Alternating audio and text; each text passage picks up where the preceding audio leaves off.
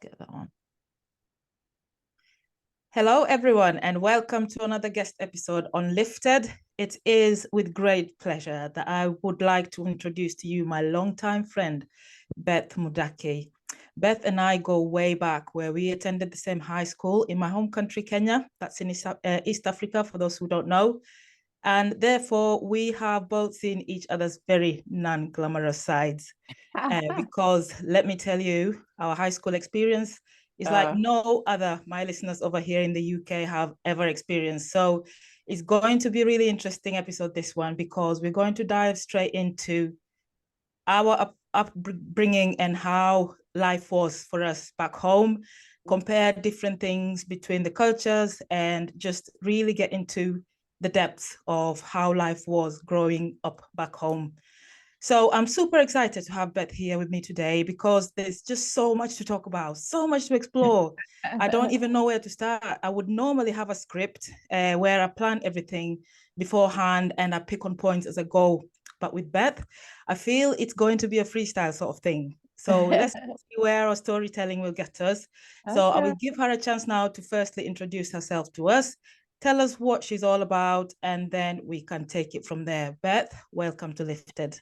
Thank you. Thank you very much. I'm very excited to be here. I'm very excited to reflect back on where we've been, and where we are at, and the things, little lessons and little tells we've picked up over time. Yeah. So my name is Beth Mudaki, and as Carol said, we are long-term friends. We've known each other since high school, which is it's Yes. a way back.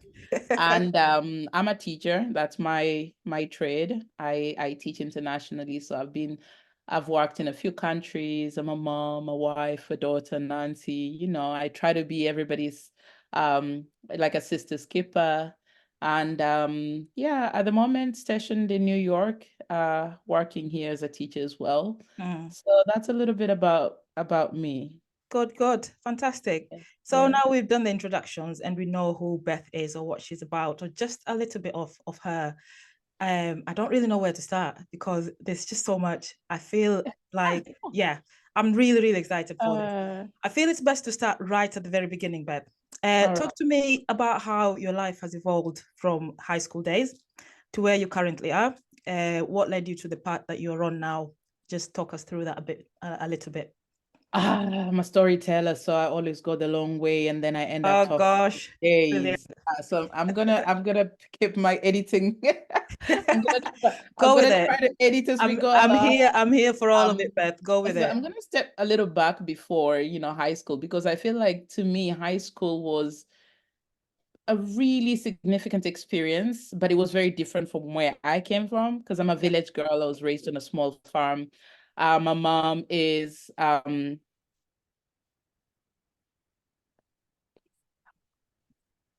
am sorry about that. That's okay. So I was raised on a small farm. My mom was a school teacher. My dad was a clinical officer, so a doctor of sorts. So, barefooted little village girl. That's how I went to primary school. So coming to high school, which was a provincial school, had people from all over the country. We had city folk and people from some fancy families, and and so I think high school for me was a moment to really meet myself, but also know how I can what my role is in a bigger picture. So you're here with all these girls. We are all trying to get a decent education. We are living under very strict conditions, and so it really does show you who people are. It helps you know how to navigate people, how to socialize, how to survive. And so for me, high school, I think my high school friendships have endured. They've been some of my strongest friendships. And even when I don't talk to people for years and years, I feel like you see me, I see you. Like we really do know each other. Yeah, absolutely. So because of that, we kind of just it was a beautiful experience. And so I mean, it's one of those things that it was like something to bond us for life, really, because if I try to explain the life back then to people here, they're like, oh my God, and how are you even still alive? Do you know what I mean? I know. But it was one of those things that I think it shaped us and made us what we are today, really, And the friendships we made along then, we kind of had to stand by each other really to, Yep. to survive the whole Yeah. ordeal or experience. And I can only compare it to like military training. Would you Oh agree? yeah, Yeah, yeah. 100%. Yeah, because it was very strict. It was the most severe of punishments that you could think of, and it was a hard life. It wasn't easy, but Yeah. equally so, I feel like it shaped us to be very resilient and very strong-minded. And And I think too, because it was just like an expectation, you didn't look at it as hardship. yeah, You know, we didn't look at it and think, oh, what a miserable life we're living. no, because We that just, was our life. yes, this is Yeah, all we knew and this is what we've been prepared for. You're like, you'll go to high school, the food is not great. You'll have to wake up early, you'll have to do this. And so you kind of sort of mentally know what to expect. And so you just build, you have an inbuilt resilience yeah, for yeah, every experience. And I remember how much fun we would have despite or in spite of the circumstance, we'd yes, still find absolutely. good moments to Yeah, laugh yeah, about, to yeah, enjoy, to bond over. yeah, And I think from that experience, I always say I am the party. Like when I arrive, then life begins. yeah, I yeah, that is my approach. I'm like, I'm not waiting for anybody to give me entertainment or to entertain me. I am the entertainment because I kind of sort of yeah, can make fun out of every situation and just enjoy it. So yeah, high school, absolutely. Yeah, yeah. I mean, for me, it was a bit different because I was a city girl. So I was used to like all the good stuff. And then that was taken away. And I came into a life where I literally had to survive, like literally just make it from day to day. Yeah. And I must say, like, that first year was absolutely awful. It was hard for me. It Horrendous. really It was. is. It was hard. Yeah. That first term, shall I say, just the first term of the year, I Yeah. then, because nothing prepared me for it. I know people told me what it was going to be like, but if you've never experienced anything like it, Yeah. there is nothing to prepare you for it, you know. And I struggled. I struggled. I think the first two terms was very hard for me. And then when I settled in and I figured out, right, we're doing this. This is where I am now. This is my Yeah. life. I I might just might, yeah, get crack with on the with it, program. and yeah, just get used to it because it's never going to get any better. And that is where the fun bit began after that. But the initial stages of it was really hard for me. I really struggled. And then there's that the issue of how we come into school at the beginning of the term. We're all nice and plump and looking shiny, Oh and yeah. skin is gorgeous and glowing. And Uh-huh. then towards the middle bit of the term, everybody starts shrinking right before your eyes, and you're thinking like, what is going on? Uh, By the time you we get to the yeah, end of term, like there's literally a diet program. It's yeah, imposed on you. You don't have to, you don't have to like it, you just gotta do it. And yeah, it was, and it teaches you to be resourceful. It teaches you to survive and for like you were a city girl. So I was the girl looking at you and thinking, oh my yeah, God, yeah. here we go, Because I think village life is just hard. It is hard. Yeah, yeah, yeah. You're used to doing things the hard way. You're used to doing manual labor and to, really putting your back Working into hard. things. Yeah, yeah. Yeah, nothing comes to you. You don't cross the road to go get a loaf of bread to, No, you I go to the know. farm and uproot a sweet potato. That's the difference. I So know. I feel like it was an adjustment for all of us because you're away from home, you're with Mm, all these girls and you're gauging, you're like, where do I fit in? yes, Can I be yes. friends with? Who can I look out for? Who can I, and things like that. So I think that that was quite the experience. But also um there was something about the differences in personalities and backgrounds Mm, mm. that equipped us for life. Yeah, yeah, yeah. Because now you are in the real world and the people who are fancier than you, the people who have more than you, and the people who Absolutely. have it worse than you, and you Mm. find your place. I always find my place. I don't know about you, but I always find Yeah, I was going to ask you that. How did you find making friends when you came into that sort of environment where it's all different sorts of people? yeah. Did you take to making friendships quite easily, or how was it like for you?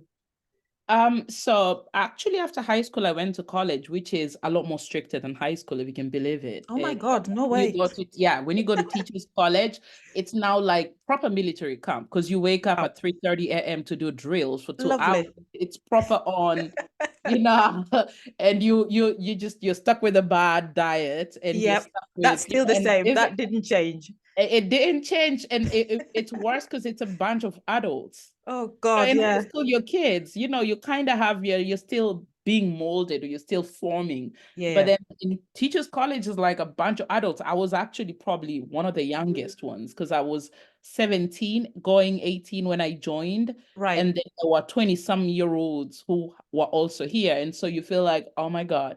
But the thing that I think I took with me is just I'm a people person. I don't Mm, know if this is a nature thing or this is like something that we really picked up from high school. yeah, But I can read people really well. mm, I can tell that your intentions maybe are not the purest. yeah. Your vibe and my vibe are not really Don't going. go in. Let's do Yeah. it real quick. So that has given me a certain survival. I can gravitate towards certain environments that have helped me flourish Okay. and have helped me stay away from things that haven't necessarily fed me or my spirit or Mm-mm. what I feel like. So the thing from that experience, 4 years of, bunch like hundreds of other girls, you don't know each other, you have to live together and share things and make it work, has helped me because I know now when I go into a new school in a new country, I don't know the Mm. laws. Yeah. I don't know what the policies of the school. I'm learning. There's a new kids, new attitudes, new environments, different societal expectations, different cultures. I quickly can tell. I quickly can tell Yeah. I'm not welcome here. Yeah. Or even when like with being Black and navigating a world that is not accustomed to Black people, Yeah. kind of knowing themselves and demanding what they think they deserve Mm. of the situation. Sometimes you can see the naivety in people. Sometimes people treat you poorly because they never had a chance to really experience you. No, So no. like knowing how to know that this person is reacting from a history book or a social media post or the stereotype, Yeah. but they really have good bones. Like I could like I if I told them that this wasn't true, I could still be friends. Yeah. Or when you meet somebody that you know straight on, like I'm never gonna change this person's opinion. They probably think very little of me. And so I'm gonna stay away from them, or I'm gonna Mm. just put up a little protective Barrier. barrier. It helps me pick that up and it's Yeah. Yeah. helped me form more lifelong relationships and friendships. Absolutely, Yeah. absolutely. That just brings me nicely to this next point I was gonna bring in, and that's to do with cultural differences. Now, obviously, both of us are away from our homeland, and it's very different living here compared to what life is like at home. There's a lot of cultural differences, and I feel this is the right point to cover this topic. For you, what are some of the major differences you've observed between our culture and the Western world? And also, if you want to compare it, you did live in India for a bit, didn't you? I did. I Yeah, so if you can just make those comparisons for us, it would be great because I'm so interested in seeing what the differences are with the Western world, our world, and even in India, even though it's not Western, but it's still away yeah, from home. yeah. Yeah. So that's East Asia, the West, and like where we come from. The biggest difference, I think, it's we are all about people. Yes. People come first. Yeah. I know so many people that will bend the rules to accommodate people. Like Mm. the human factor supersedes everything else. But Mm. I think that in the West, policy, the rules, the laws, they supersede everything Everything else. else. Yeah. Sometimes at the expense of the human factor, Right. which every time it happens, it shocks me. Every time it shocks me. Like I have seen people lose their kids to the system because they did one thing or they said one thing or they Yeah. were like, and in my head, I'm like, wow, Yeah. you just Yeah. did do that. You took her kids, you took You his, took a you know, yeah. it just, yeah, it doesn't, I cannot calibrate that. I cannot, understand that because we come from a society that will overlook so much to take care of the human factor, just to be, you're human, you made a mistake, this is horrible, we'll Yeah. chastise you. Maybe there's some consequence, but for the most part, unless you're doing something that is horribly hurting somebody Yeah. else, Yeah. we will very quickly overlook Yeah. little things. We will Yeah. bend the rules, we will break some rules. We'll break some rules. I know what you mean. Yes. Yes. So Just I think the to people me, come first. Yeah. yeah, people come first, and with all the frailties of being human, like we are very accommodating of things that are not necessarily, like, we understand, like as a human I understand, but in the West I find that the laws are so stiff, so Yeah. rigid, like you have to fall within these restrictions. It doesn't matter what part of your human frailties caused you to behave this Do way. that. Yeah. That excuse is very different. And I also think that it's cold. It's not just, like by temperature cold, but just people are so cautious, Yeah. are Yeah. so protective of whatever they consider to be their space. Yeah. Yeah. Yeah. And we don't do that. Like, we are in your business, all up in your business. Absolutely. On a good 100%. day, on a bad day. All over you. We are in Yeah. your business is Yeah. literally our business. Like, there's Yeah. no such thing as my privacy and my No. this. Growing up in a village, and even in the city back then when you were Yeah. growing, because I'd pop to I'd come visit cousins, whatever, in Nairobi. And so I kind of sort of know that neighborhoods were neighborhoods. Your Yeah. parents had Yeah. left you at the house after lunch Yeah. and you'd run You're around, out in the play with morning, your you're back at friends.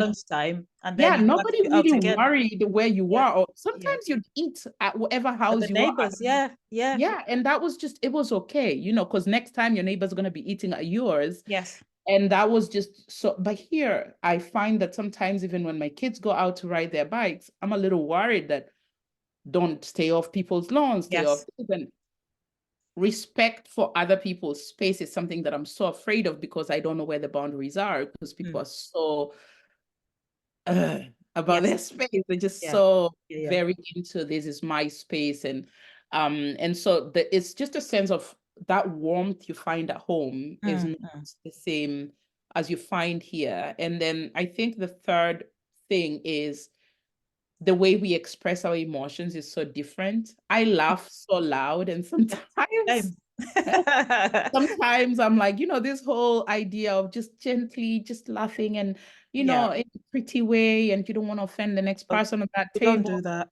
We don't do that. We laugh loud. We eat loud. Like if you Yeah, go we to the speak village and loud. people are enjoy, yeah, we just Yeah. kind of we allow you to just be you. And sometimes it's not pretty, but I find that to be very warm, to be It is very, very warm. it Yeah. is very warm. And so when you are going through a good time and when you're going through a sad time, you know how we are at funerals. Yeah. Yeah. And I think in itself that's therapy. You are Absolutely. allowed to feel to the extent to go through whatever emotion it is, so that when you come out of the other end, you really don't need, you have all the closure, you've Yeah. addressed all. And so that is something else that I find and a little different. Now, if you compare it with Southeast Asia, or just because I lived in India, but I traveled a lot around Okay. Asia, and Asians are a lot like Africans in terms of community and looking out for Yeah. each other. The only difference is, if I compare, like, the West is a little cold, but I feel like once you crack that wall, there's a certain sense of, oh, okay, we know who you are, we accept you, you're now here, you're Yeah. friends, you're this, Yeah. and you're in Asia, you never get in. Really? In Asia, you never get in, Oh because gosh. Asians are so conditioned to being nice. Yeah. They will smile the biggest, they will be like really open to you, but Yeah. you never really get in. That is so interesting. I would have never known that. Wow, You never really really? get in. And especially like more developed, like India, I have friends that I consider to be in with, like their family, I'm very friendly with. I've spent time with their families. They are my people, I Yeah. consider them part of my tribe. Yeah. So I found that in India, it's just maybe I met a certain set of people that were very open-minded. But when you go to other countries around Asia, a good example would be Japan. You Yeah. just never get in. You never get They'll in. be nice. Even in some Indian, a lot of places in India, they'll be nice. Mm, They'll smile at you. They will be helpful to you. They will let you into some spaces, mm. but there will always be a curtain, a very big, where you can't really see through. Yeah. Something is going on, you just don't know what it Don't know is. what it is. And Yeah. you can catch whiffs of it, but that's it. So Wow. that is the other thing. Like you can spend years and years and years and years in Asia, and you can Mm. always feel accommodated, but you're never gonna feel like you're part of. Parts of them. Yeah. Yeah, Yeah. their Yeah. culture is Yeah. very exclusive. It's Wow. very, yeah, That is so interesting. Like I would have never known that because, yeah, but I do get that. I do understand where you're coming from with that because my first year in high school, I was in a city school, so Parklands, yeah, and it was a school where there was a lot of Indians because of where it was based. So and you could always tell they don't actually mix with, well, they do, but they don't. So yeah, they will do to some level. And as you say, they're very nice to you. There's nothing wrong with the way they are with you, but you yeah, can just tell they kind of a bit like, there's a distance there that you can't actually be part and parcel of them, yeah. and they flock together more than interact with or let everybody else in, and it's just them. So I do get that, but I would have never thought like it's like that No, also you in the can't, you country. can't crack Wow, it. You cannot. And interesting. I have like 5 solid relationships with people in India that Yeah, I feel like I'm in. I feel comfortable. I feel like if I went and I just acted a fool in their family home, yeah, they'd still like be like, oh, she crazy, they laugh about it. yeah, But for the most part, and then because of how few Black people live within Asia and say India, you are a spectacle. yeah. In India, when you live in India and you're Black, you're going to be stared at incessantly. Like you get stared at. Like Oh my people God. look at you, and it's so if you encounter racist situations in India, Mm. it's mostly out of ignorance. Yes. They have nothing against you, but they don't know you well enough to know they can be cool with you, With you. Yeah, yeah, And so, yeah. like, we had a really hard time finding a house when we first arrived in Mumbai, which is metropolitan, Yeah. but they don't have enough experience with Black people They from don't Africa trust. to, They don't yeah, to trust you. trust you. And Yeah. because the way India works is reputation supersedes everything. Everything. Yeah. So you never want a mark on your name associated with somebody else. Like say you let me live in your house and it turned out that I was turning tricks or doing drugs, or Yeah. that is going to be stuck to the landlord's name Yes. for, For a they're long never going to time. get another tenant living here. Yeah. So it was just out of, I think, ignorance and naivety, or not being fully informed on who Black people are or Africans are. And so it was really different, because you could tell you're not welcome some places because you're Black. Yeah. But the Blackness was just because there's no real education on Yeah. It's Black in ignorance. Yeah. India. Yeah, there's a lot of ignorance, there's a lot of misinformation. And then funny incidents, like my friends, once they know you and they realize, oh, you're friendly, and I'd actually say there's a lot of reverse racism, where I got a lot of favors for being, because I was Black. Oh, Yeah, right. like I would get a table at a restaurant Oh, nice. faster than my Indian friends. So they sometimes would say, could you book us a table at here? Could you, if you went, they'd Yeah. probably give us that deal. And it's just, I suppose, part of you are exotic. You are Yes. exotic to Yeah. them. Yeah. They Yeah. are very curious, Yeah. So I'd walk to the Mark store and I'd walk away with like a bag full of samples, because Wow. they're just so extra nice, because they're just like, oh wow, Oh, wow, wow. See, I wow. find that really weird because they do have really dark-skinned people as well in India, don't Yeah. they? They do have Okay. the dark-skinned ones, don't they? They do, but see, now that introduces a whole other. So in Kenya, we have tribalism as a problem. In the West, they have, racism as a problem.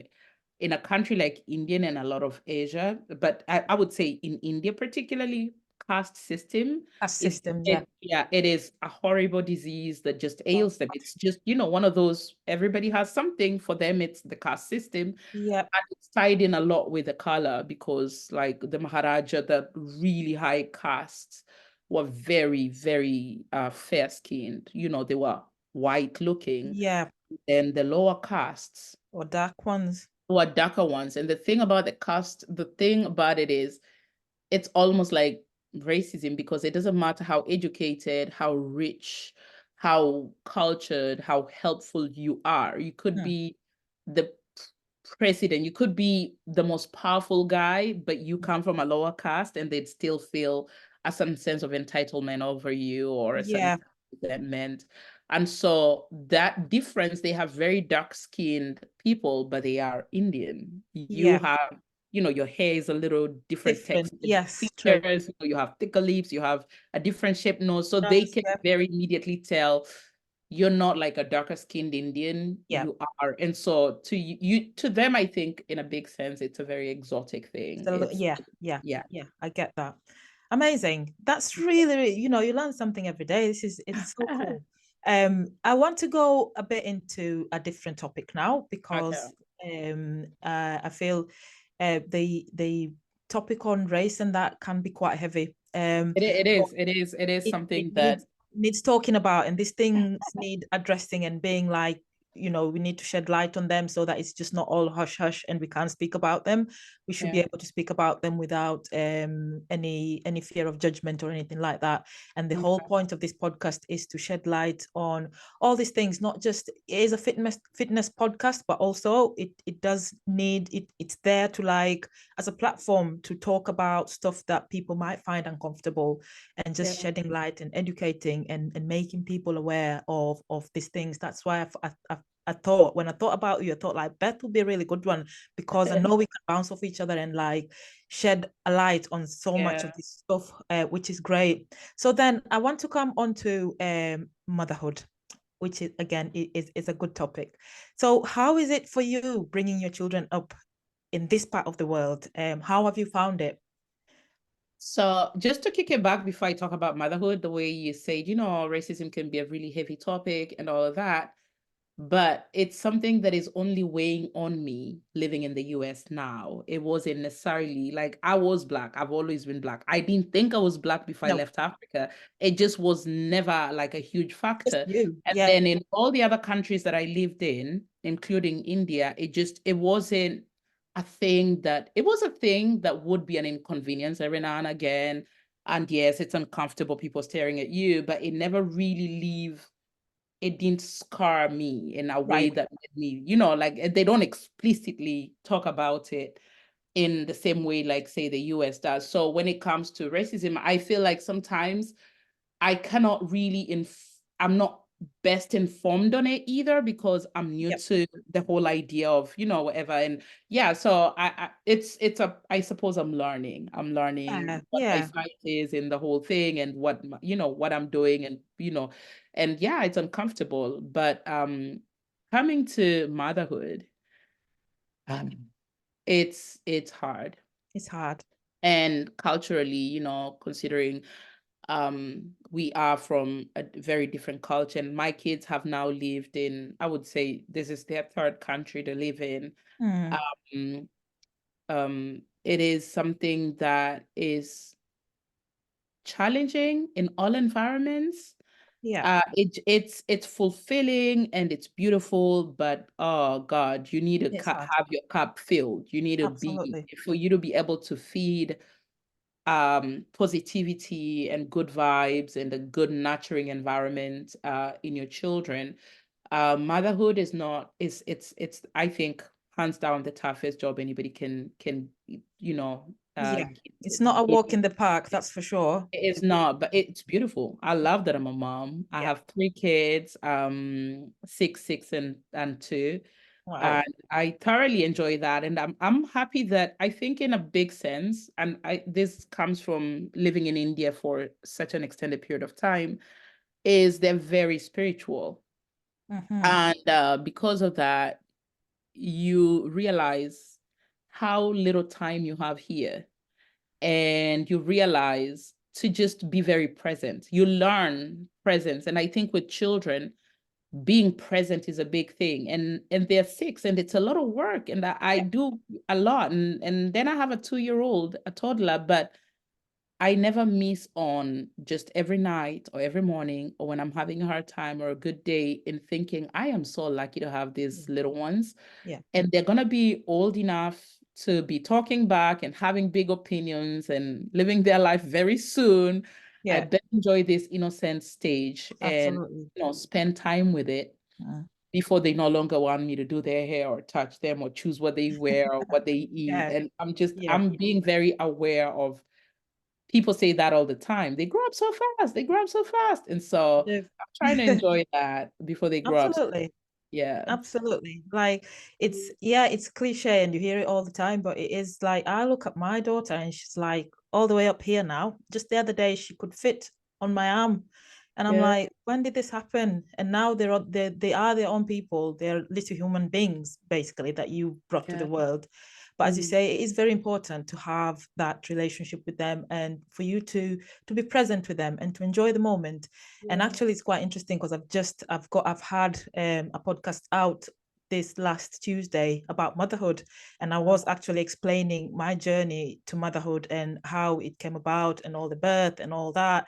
And at the end, I remember saying, like, after all it's said and done, I feel very blessed to be in this position to say that I'm a mom of 2 kids, and I feel like I've done a good job. They're not adults yet, but up to what I've done, up to where they are now, Yeah. it's absolutely amazing to like look back and see like I did all that, and they're actually decent human beings, Okay. and it's an absolute blessing. So I completely get what you mean about enjoying the Yeah. whole process, because again, Yeah. yeah, And I'm happy to hear you giving yourself flowers, because oftentimes you really question yourself as a mom. yeah, yeah. You really question your methods and, and also just the balance of where we come from and where we are at, Hmm. and how differently those two societies or those two cultures raise kids, Yeah, and knowing the balance and knowing what the good is from, that very strict upbringing that we had, yeah, at least I had, and then, a little more gentle upbringing that the yeah, kids yeah, now have, and yeah, finding a good medium and knowing, I need to be a little more firm with this, yes, or I yeah, need to let them have a breather on that. And just I'm really happy to hear that you look at your kids and they're decent human beings, and that is the ultimate goal, yeah, yeah, is to absolutely. have like good humans. Yeah, Like, that is, to me, that is the best thing you can do, is to have kind children and to have children who see each other and children who see others and yeah, who are respectful. absolutely. Yeah, and so yeah, I'm happy to hear that. Yeah, but it's quite interesting you bringing up that bit where you just said about the cultural differences in bringing up children and you wanting to maintain a level of balance between how we were brought up to what they should really be brought up as. There is no right or wrong way. Obviously, you as a parent know sometimes we're all just making this up as we go. Nobody really knows what's right or Yeah, what's wrong. that's true. And this is the other thing that I mentioned in that podcast is some days you wake up and you just feel like, do you know, I don't actually know what the hell I'm doing. I'm just going to wing it today. I will just make it up as I go. So it is what Yeah, it is. As long as we're all alive at the end of the day, that that's counts. That's cool. fine. Yes. Um, but again, for me, motherhood has been something that I've had to really learn a lot about myself, because again, when you're going back to our culture and how we were brought up, that's all I knew. And all I knew was shouting and getting the cane out to like Yeah. reinforce certain things so that the children know that actually mom really means business. Hmm. And to a point, I was like that. I was like that to a point because that's all I knew. I didn't know anything else, and I cannot teach my children what I don't know. Do you know Yeah. what I mean? But Hmm. as I grew with them and I learned, and you could see how everything else around you, how they're taken to how you're being, and you realize that, you know what, actually I shouldn't really carry on this cycle. I should be the one to break this cycle. It doesn't have to be like that. There's a better way of bringing the children up. There's a better way of communicating so that they actually understand that what you're saying, you mean what you say without actually it going to that level. And for me, it was huge. It was a big learning curve. It was a learning process. But in terms of getting that balance right, I think I got to a point where I actually did get that balance right. And right now, I can say, like, I can be silly with them. I can be, I can be one of them. I literally go into child mode. And then when I snap out of it, they just know that's it. We have to know this is where the line is. And it takes a lot of patience. It takes a lot of self-reflection and realizing and understanding what it is that you're trying to teach the children and to bring out in them, so that they grow up knowing that there's a better way of resolving things, conflict, for example. There's a better way of communicating, and it doesn't actually have to be so aggressive, because I feel like from the way I was brought up, there was a lot of aggression and there was always a lot of that, which And then is, you don't know whether that was respect or fear that you had, yeah, you know. yeah. You But question that. yeah, but eventually I did get to that point where I thought, like, do you know what? This is actually not right. And it doesn't feel like it's the right way. But again, that it took a lot of self-reflection and working on my inner self and my childhood traumas and all that stuff that you have to work through, and the generational things that you've been brought up with. You have to self-reflect a lot. And you have to have the ability to actually look at how things were done, and be better, because you Yeah, need to be better for the coming generation. You need to not always go along with everything that was put on you, yeah, because not all of it was good, let's be yeah, honest. yeah, And as much as it was good in terms of instilling discipline to the children, so in some sort of way, I feel like it was a bit excessive, to the point where you're scared of your parent. yeah, And I didn't want my kids to be scared of me. yeah, And I got to a point where I felt like there must be a better way of communicating with the yeah, children, so that they know that I mean business, but then not unleashing that beast side, if you will, yeah. where they to a point where it becomes too excessive. So I don't know what your thoughts are on that, and how you find that sort of thing. How do you actually get that balance for you? Yeah. I don't have the balance. I don't have the balance yet. I'm still Right, I'm just figuring listen, it out. I've only been in this for 6 years. I have a Yeah. lot to learn still. So I'm still finding days I'm disappointed in myself as a parent Hmm. and my parenting skills, and days that I'm really proud of myself for having done things a particular way that seem to work. But so first, this is something I learned from my husband.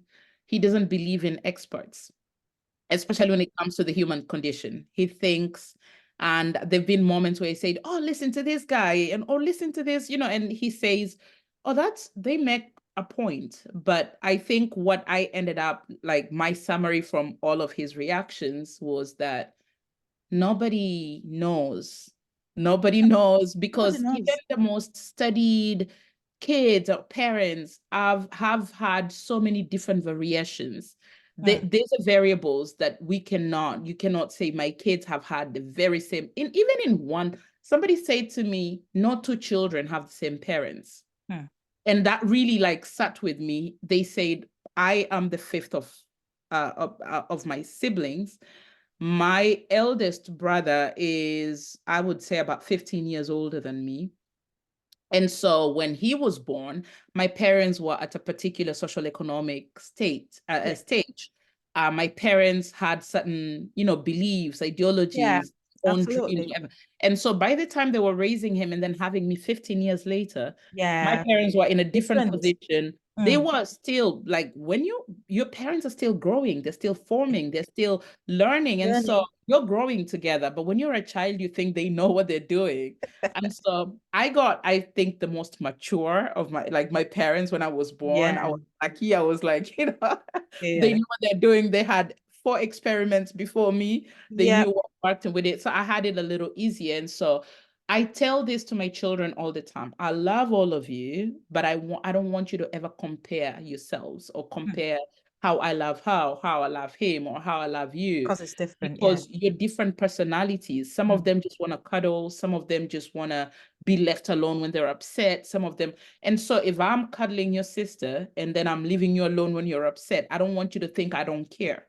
I Yeah. want you to know that's what you need. When you're upset, you like being left alone to, kind of stew in your little situation. And then Yeah. when you're ready, we will talk, we will hug, we will do all of that. Yeah, And absolutely. so, like, listening. So, number one, knowing no one is an expert has really helped me.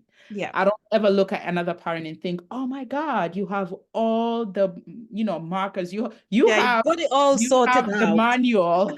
You have the manual to this Yeah. job. So that has lessened my complex. Like I don't think of myself as superior and inferior to anybody else. Okay.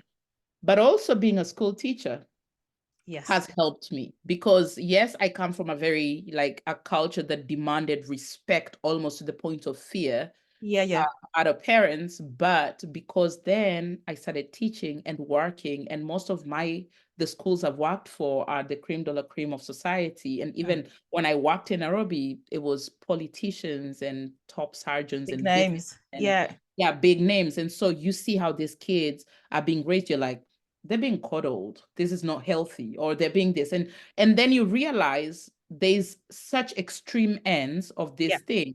And then you go to another community, like I would say Indian parents, they expect academic perfection out of their Yeah. kids, even when the families are wealthy, Yes. because personal success is a thing of pride, something you're proud of yourself.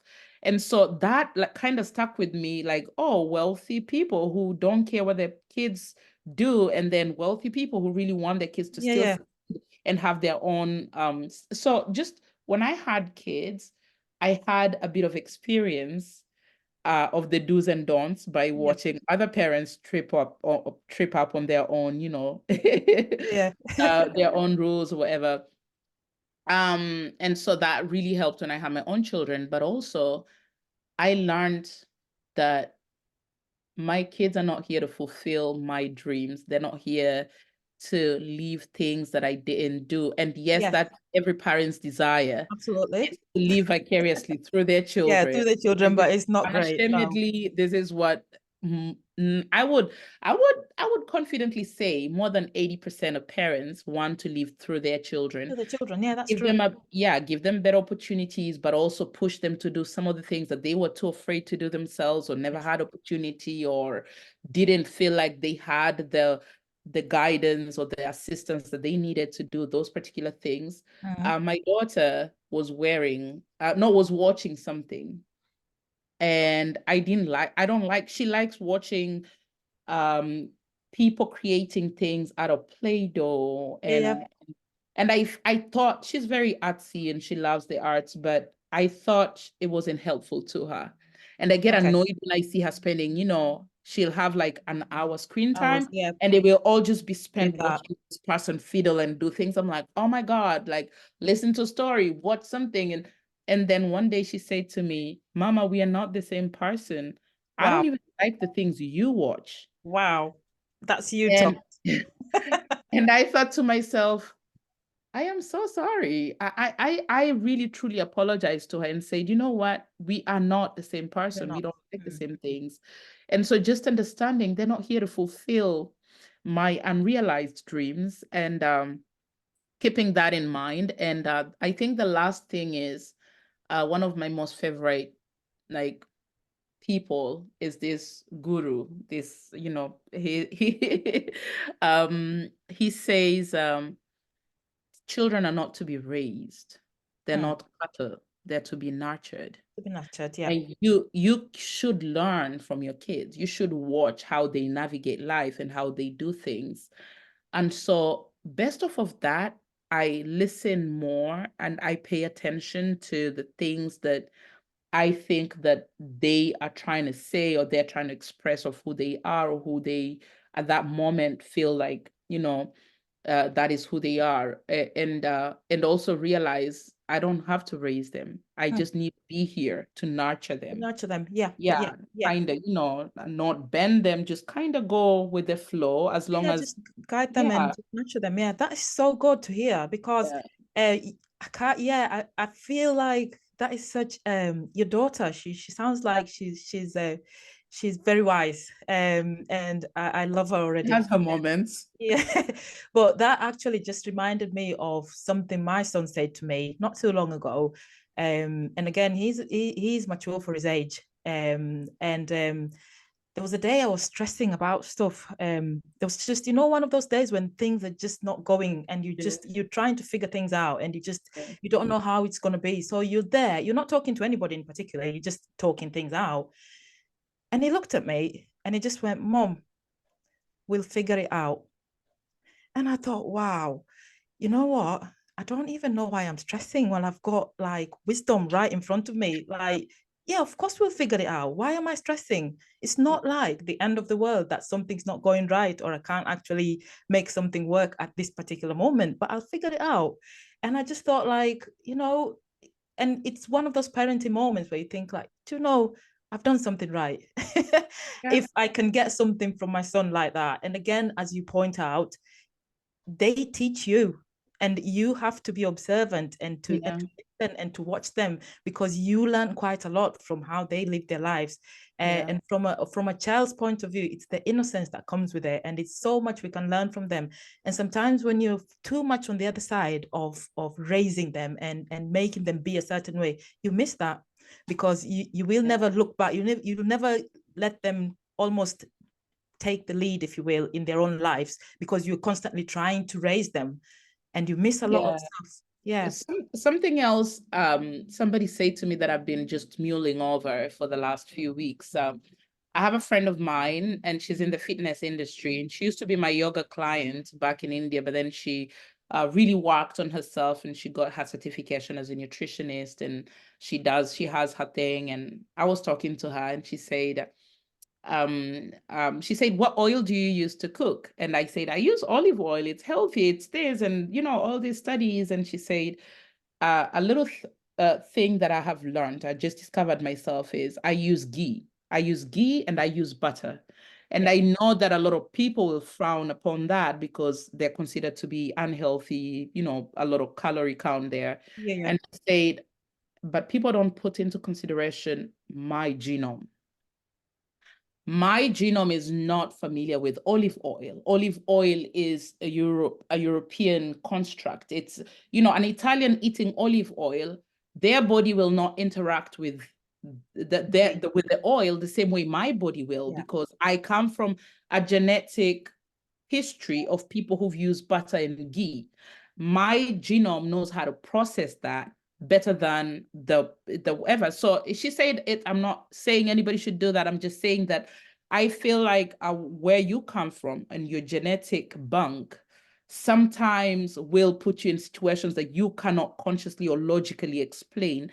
And so even when you're raising kids, and even when I'm raising my kids in an environment that is outside of their genetic pool of where they come from, some characters, like how sometimes you see your kid do something, you're like, oh my God, that is so my dad. That is my dad, or that is my mom, or that is my grandparent, or that's that's your dad's dad. Like, there are so many things you see in kids that are an anomaly or something that you would fight against, but you accept because you understand the genetic power of what's going on. Yeah, absolutely. Because this is something that is probably, genetically given to them. And so sometimes when you're raising children in a culture that is not of where, they come from, or where we come from, it is something that I'm learning to put into consideration, that this is an English interpretation, or this is an English reaction, this is a naturally American reaction, there's a naturally Indian reaction,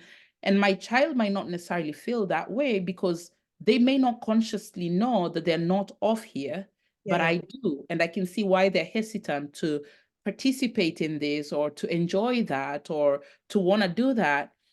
And so, like, I see my friends' kids just naturally eat salads. My children. Okay. I always say that's the genome right there.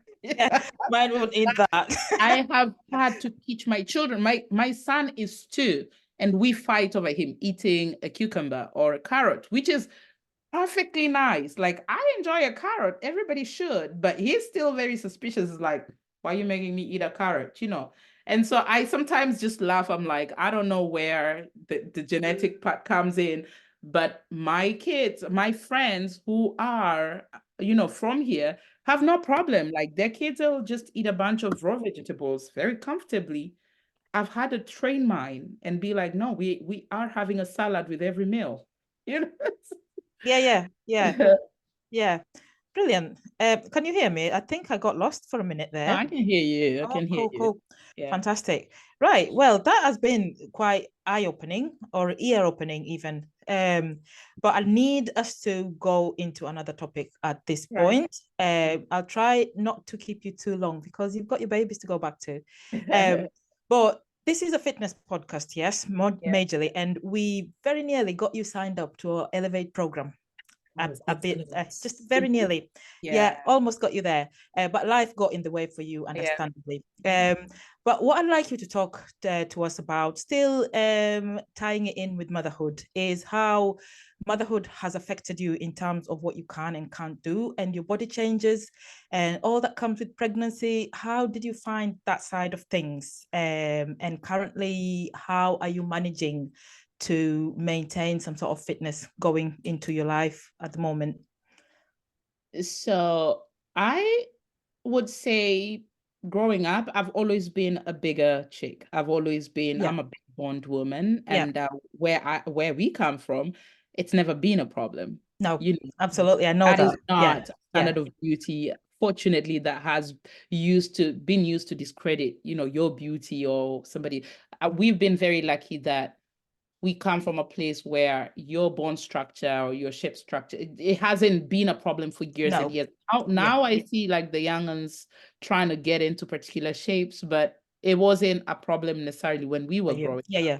Yeah. And so I was generally a very sporty person. I, did a lot of things. I powerlifted, I played basketball at college. I did a lot of things that just kept me very fit and active. Mm. But um there was always a point that I couldn't ever reach in terms of fitness. And I didn't realize how big an impact my chest area had on me. And for some health reasons, I ended up having a surgical procedure, and that lessened the weight on my chest. Yeah. And that's when my fitness really kicked in, because then I realized, oh my God, my body just moves different. I no longer have this as an extra weight. I no longer have this, as a barrier. So I got really fit, and then Yeah. I had the twins, and I had the Yes. twins pick of my fitness. I was in a place of, I was very happy with me. I was very, very, I really enjoyed my movement and my levels of fitness, and life just came very easily in terms of, whatever you can do with your body. Mm. And then I had the twins, and I, at that time, was in the process of getting my yoga certification as an instructor. Okay. So I gotten the local one, and then I had the girls, and I took 2 years off from working as a teacher to be a mom. But Mm. then I had time because I was living with somebody else. I had help with the kids. My husband was there, my niece was there. And so I still could practice and have my yoga practice. So when the twins were about 6 months, Mm. I started slowly getting back into my yoga, and I shadowed another yoga instructor. She'd been in the trade for a really long time, but Yeah. I realized that my body did snap almost back into what it was before. I had a ton of stretch marks, a ton of, unsightly. What I felt at that moment was, I don't want to see this. I want to get rid of that. I'm going to Yeah. buy cream, and I'm going to do this, and I'm going to do Yeah. that, all of those things. And so getting back into good health, I think it's two part. It's a Mm. physical thing, but it's also a mental thing. If you're not Absolutely. mentally well, and you're not mentally aware of what your body is going to become, and to make peace with that, it becomes a problem. So you have to push so that you get to, like, to the best of your ability, but do Yeah. understand things are going to stay the way they are, because Yeah. that's just how nature works. Yeah. You're aging, you had kids, your body is never going to snap back into what it originally was. And so when I started my international yoga training and got my certification and started my practice, what it did is it forced me into, number one, you have to do your own flow to practice for your clients. Yeah. And then I had my clients, and I had this big class in the evenings with women of all shapes and sizes, which really did encourage me. And I didn't have to fight with the whole demon of I have to be Yeah. this size, or because I'm looking at all these women just enjoying themselves and getting Yeah. fit. And yeah, but also I was working out 2-3 times a day because I had to do my morning classes and my evening classes. And in Yeah. between, I was doing my floor to just be ready for my classes. Yeah. So I was very active. And so my kids, when I had my twins, they really never got in the way of me um practicing or me getting fit. And then we moved cities. But the thing is, we were in India and getting help is not hard. There's human resource is Indian superpower. Like they have human resource. You're Yeah. never Yeah. gonna, it's affordable, it's easy to get. So I had somebody come in. And so it allowed me, I still could go to the gym for an hour. I could still have my 2 sessions a day of yoga. And so my body really was doing great. And then COVID happened. Then COVID happened. Oh God. Yeah. Lost all my clients because obviously, of course, you're not going to be Yeah. in contact with other people. The gym closed down. And then at that point, I also decided I wanted to learn how to bake bread. I don't know why, Lovely. but it was just Perfect a thing. timing. I was like, we locked in. I ordered myself a little, a little oven thing. I Wow. started baking bread. Yeah. And then I got pregnant with my son. And by the time we were coming out, because India really did lock down, by the time I think we were coming out of that, I was pregnant. I was 22 kilos heavier. My self-esteem was really just shredded to bits. I did not feel good about who I was or how I was presenting. And coming from, a lot of people think, and when I think I present as a strong woman. You do. I present as a really principled person. I hustle hard. I live hard. I'm a go-getter. You're a big personality, aren't you? Yeah. I'm a big personality. And so people constantly expect strength of me. Yes. And so you have this facade of strength, but crumbling inside. I'm out of shape. There's really nothing I'm feeling good about myself. I didn't even enjoy my son's pregnancy because I was just, I would say, really unhappy. And then I'm locked, I'm away from family, and my husband doesn't really know how to handle that because, he doesn't have the skill set to deal with somebody going through all these No. emotions and all these changes. And then I went back home. I went to Kenya to have my baby because I wanted to be surrounded by family. And luckily the borders had opened. We got a flight to. And so I had a lot of family surrounding me. And just like 3 days ago, I was talking to my niece and I was laughing at my arms. I said, nobody told me, like, you didn't tell me, like, you just let me walk out of the house. And she was laughing. She said, but you felt fly. And I did, like, this particular dress. It's a yellow dress. It's flowy. I remember I did a little video in it. My arm, Carol, was, I'm telling you, like, my arm was the size of a thigh. It was, oh man, like, I have nothing against big arms. Like, no, they're fine, but not on you. I'd never imagined I would have an arm that size. And I didn't even realize that I had it. I didn't even see me. At that point, I was so like I was just so insecure. And so I didn't even think that you need to get up, you need to do something. And so having had a baby and put on so much weight, when I had him, I was 117 kilos. Wow. And when I had him, I was still 111 kilos. And I don't weigh myself. I weighed myself at that time because the hospital weighs you. Yeah, by force. But I'm never the person to weigh myself. That's not how I judge my size or whatever. And so it was honestly that year, I wasn't the best mom I could have been because I was just wallowing in despair and borderline depression. And I didn't realize how my physical not being in the optimum physical space was really affecting my emotional and my mental. It was really literally weighing me down. Yeah. And then luckily it was around family. So that part wasn't a problem. And then just before we left Kenya, when we moved here, my niece she said, oh, for my birthday, can I get a gym membership? I said, yeah, sure. So I got her one and she said, I have to go to the gym at 5 a.m. I was like, that's early. You're Yeah. gonna walk over yourself. It was a walking distance, but I was like, you know what? I'll come.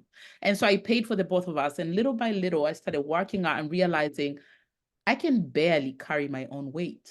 I can barely breathe up the stairs to the gym. I can barely go through a little session that I would otherwise, have just Mashed would have it. been a walk in the Yeah. park. And that's when the realization that I need to really work on my weight, and not because I wanted to look a particular way, but just because I realized I was sick and I was just catching things. And just my doctor said, Beth, your cholesterol, you need to keep an eye on that. Your weight, man. And it's not because I want to pressure you to go back into a particular shape or size, but it's just not looking healthy right now. Yeah. Yeah. It was a very emotional thing. And over time, I had to clear my emotional headspace, Yeah. then work on my mental acceptance that my body is never going to be that. I'm going to still be left with souvenirs of making 3 human Yeah, beings. absolutely. I Yeah. need to make peace with that. But then when I reached out to you, is because number one, you are killing it. Oh my Oh God. God. Oh my God. I was so proud of you. Oh, thank you. You didn't see, like, if you ask my husband, he'll tell you that I freaked out for you. I was like, Wow. this chick, she went on and she broke all Oh she's God. like, let me show you. Let me show you how to do this. I'm Let me gonna show you how you shred. Like, this is not in between. This was like you going 1000% for you. Yeah, yeah. And you were so proud of yourself. And I was so proud of you. And I was like, teach me your trick, Yeah, yeah. sensei. Yeah, And I realized that I needed somebody to hold my hand, because absolutely. I'd never, my body's changed. I'm turning 40 next year. Mm. I have had 3 children. My metabolism doesn't work the same. My knees don't do powerlifting the way they used No. to. I never learned, and from our culture, eating is not something that somebody moderates or Oh teaches God, you. no. We don't talk about moderating eating or Yeah. dieting or And anything so like it that. never has been a thing my body needed to learn. But then I think just realizing to myself, I need somebody to teach me. And I need somebody who knows what they're doing, and somebody who will hold me accountable. Yeah, yeah. And yes, I'm willing to spend a couple of bucks, Yeah. because it's about my health. It's And if about your I health. am full, then I can pour to my children, and I Absolutely. can pour back into the world. Yeah. So I think just even having a conversation with you and us planning on when we can start was a mental jump Yeah. Yeah. phase for It me, because I kick-started got a gym. things. Yeah, Yeah. I got a gym membership. I started, I'm still a little careless with the way I eat, but But just you're know, aware. You're just aware of it. knowing that, like, you don't have to eat the whole bar of Yeah, chocolate, come on now. you can moderate a little bit. Come on now. Eat like an Yeah, adult. like, come on, you can save some for tomorrow, Yeah. It's just not going know anywhere. It will still it's be not there going tomorrow. anywhere. It's here, Yeah. and it's, just having a conversation with you and intending it. Yes, absolutely. Absolutely. Yeah, but then unfortunately after that, I had other health issues pop up, and I had to Yeah. take a breather, and just I even like kind of went off social media completely for Yeah, you quite a bit disappeared of for a time. bit, and I thought, like, what Yeah, happened to this lady? yeah. I Yeah, needed that cleanup, but then yeah, then it's here good. we It's are. good. Yeah. But I think at the end of the day, sometimes that's all somebody needs, just having somebody who knows what they're talking about to talk to you about stuff, Yeah. because that in itself makes you aware of actually where you're going No, wrong. you being a mom, I would trust you more than I would trust somebody who hasn't had kids, because it's both, it's not both, it's mental, it's emotional, and it's physical. And you Absolutely. know that being a mom, it wears on you. And people don't say it enough, because there's a certain shame, Yeah. I think, associated with saying, I'm failing here. I'm Yeah. failing. I'm collapsing. Yeah. Yeah. I don't know how to do this. I Mm. know you think I come with an internal manual, But but I don't. can't access mine. Yeah. Yeah. And there's a certain shame in and especially when you live in the West, this genetically, some people just snap back faster than a bigger Others. Yes, woman. it's true. And Yeah. so you compare yourself, and you're like, oh, but she just had a baby. Look at her. She looks great. And then social media puts pressure on you. And Yeah. Yeah. Yeah. uh, But the so thing that people yeah, forget is social media, a lot of it is it's not real. And people need to realize this, because again, if you're looking at photos on the social media and comparing yourself to, say, somebody who's had a baby and they've got good lighting and they've got a good way of posing, so it's all about the angles, and you can create an illusion for a lot of things and make yourself look like something you're completely not. Yeah. Add that on to Photoshop and the rest of it that comes with technology these days. You can do a lot to manipulate how you look on social media. So if there's a message that I want to put out there, is don't always trust things that you see on the Don't on. buy the hype. Don't do that. And also, we're all different. The way we respond, as you point out, the way we snap back from pregnancy is completely different to every woman. You will not get two women who transition back the same way. And again, the way we carry our pregnancies is different. Like for me, I was very compact and I was very small. Right up until maybe the last few months, like the last 2-3 months is when you could actually tell I was pregnant, because it was like just a small ball. And then I just ballooned right at the end. So it's all different for us. And the way we snap back into it, again, genetics have got a big part to play in it all. And it's just about having that knowledge there of knowing that, you have to be at peace with certain things after baby has come. And even when your body's transitioning back, there is things that will never exactly go back to how they were. I mean, the stretch And marks. surrounding yourself, like if I look at my social media, like I said, most of my high school friends are still my friends, and we are at the age where we are teetering. You're either going into 40 or Yeah. early 40s. We are all there. And I think that just seeing that and seeing the differences, and I think not just on social media, but in real life as well, the people you surround yourself with should reassure you. But Yeah. also, if you need a little bit of nudge, like Yeah. you need Yeah. somebody who will You say need that to someone to you say, with all come the on love now, to Beth. say, come on Come on now. now. Yeah, come Time on, for you to start thinking about Yeah, doing something about yeah, how you look. Come on. yeah, yeah, Yeah, that actually helps. It does. It gets you out of that mindset of thinking like, feeling bad about yourself and not being able to do anything about it. Because a lot of that's, us get stuck in that sort of mindset, and you literally yeah, don't know how to unstick yourself. And yeah. it's just very easy to sit there and think like, well, Yeah, I'm and actually you had asked this. I don't think I told you that. So I'm at the moment, I have my little dumbbells. I just ordered an aerobic step. I'm looking at it right here. So I have an aerobic step because of the cold. Girl, I can't go out. That is Like something that we'll that all gym, complain I about. haven't been like this It's ashamedly cold. so. I haven't been for a No, month because it's just my body was not built for this temperature. no, it's too I cold. cannot bring myself. Like I think because I usually jog to the gym and jog back. It's Yeah, literally like a 7 minute jog and a 14-minute run. And I usually I don't drive to the gym. It doesn't make sense to me to doesn't drive make to, sense. but Yeah. that walk, like 14 minutes in this cold, I'm like, No way. That is listen. death. I'm not doing that. Yeah, No. so I realized that I haven't been going, and it's because I ordered the aerobic step, and now I'm just kind of trying to do little things, here and there. I'd wake up a little earlier before the kids are up. I'll work on myself, do my prayers, do my little meditation, whatever, Yeah. and then get a little workout in. And Good. then by the time the entire household is waking up, I You're kind all of set. feel like, yeah, Yeah, I you're all feel set like, for the and day. also just realizing it adds up. I showed somebody, like I was video calling someone, and they said, did you lose weight? I said, no. And they said, yeah, you did. I was like, no, it's the power of that. They're like, no, no, no, it's not. You really Different. have. And I did Yeah. realize it because it's the little things, they add up. Yeah, So, yeah.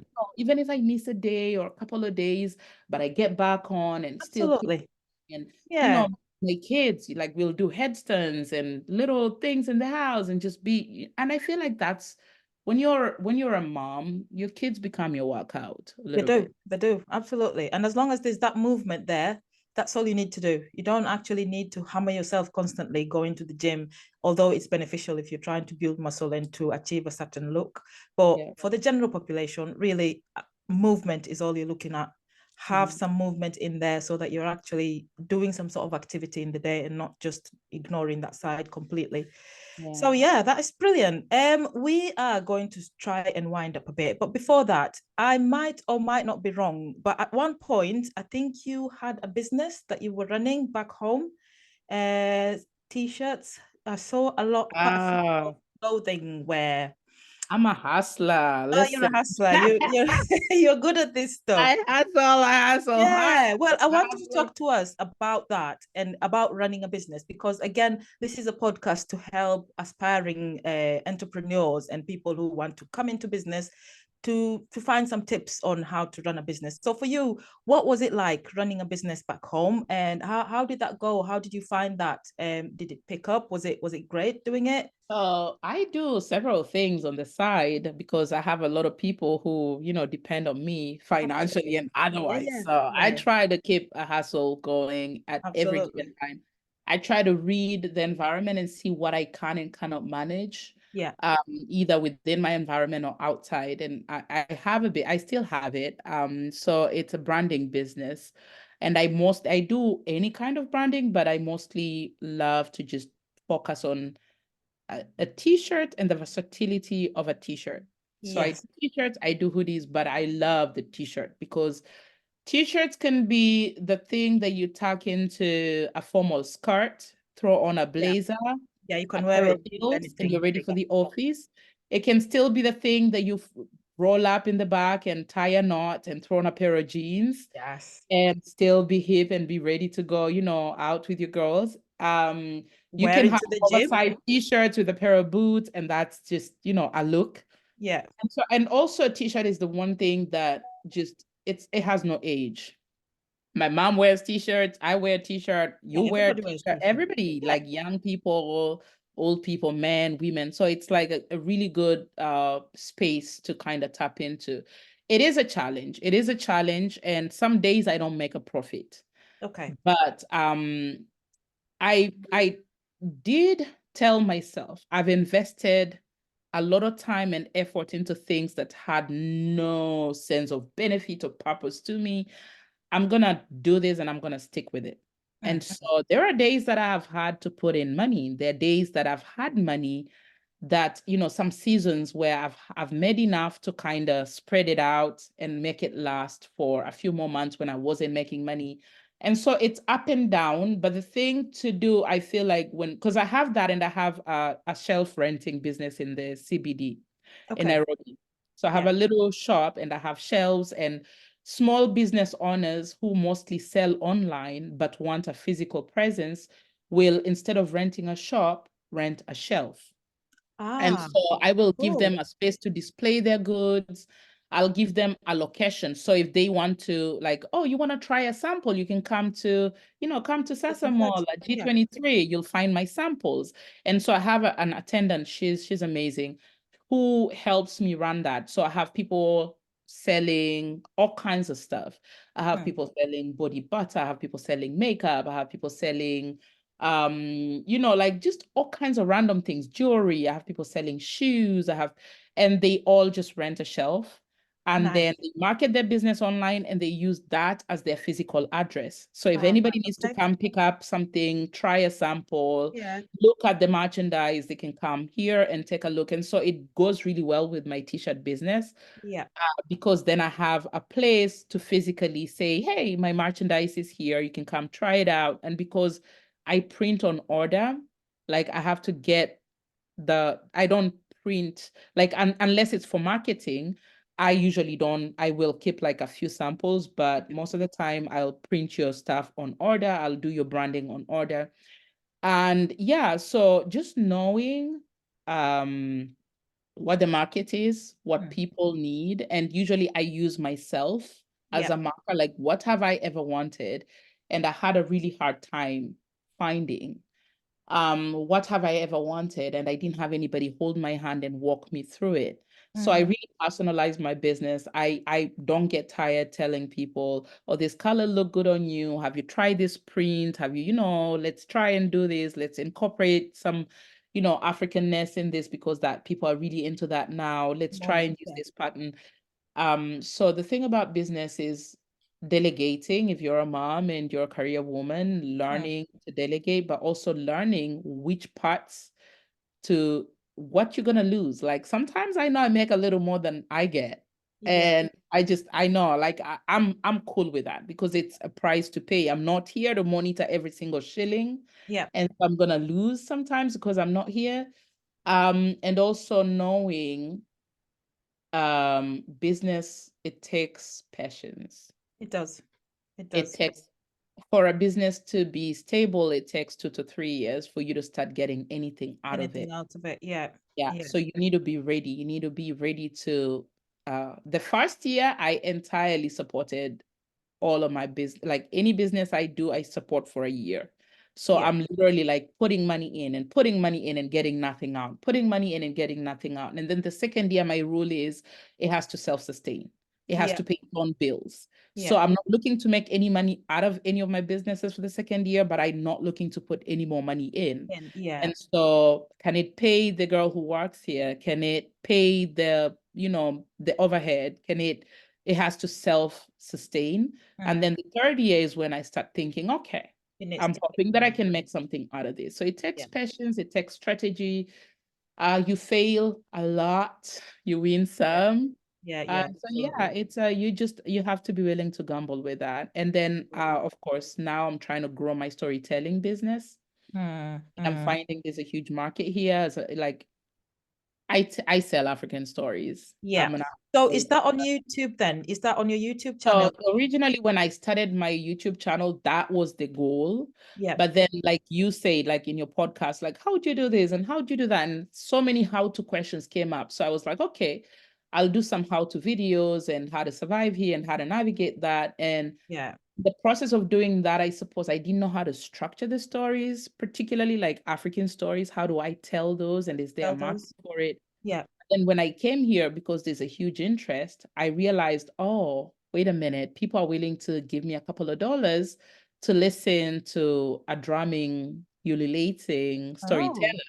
nice. And so I'm slowly trying to really dig because that's my vibe. I love to talk, I love to tell stories, I love to share, I love African jewelry and Of the whole course. regalia. Yeah. Everything African. I You're all everything African. is Yeah. that is like my yes, that is and That's your vibe. that is my vibe Yeah. 100%. So I'm Yeah. trying to grow that and kind of, and I see that it's picking up a little bit. So I'm happy about Yeah. that. Fantastic. So I do wish you all the luck in the world for that. I know that you'll make a big thing out of it because knowing you, when you go in, like there is no holding back with you. So definitely I'm sure you'll make a success out of that. Now then, we have actually gone on quite a bit.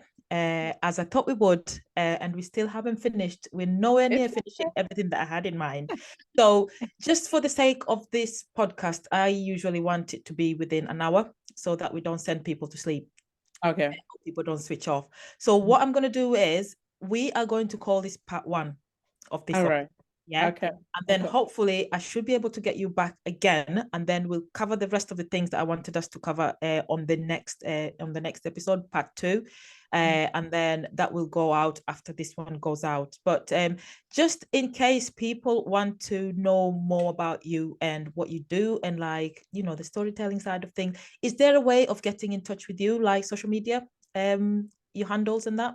So if you type Beth Achavela anywhere, Beth Achavela Mudaki, it should lead you to all my handles, but my IG handle is +254 Beth, the Beth 254, I think.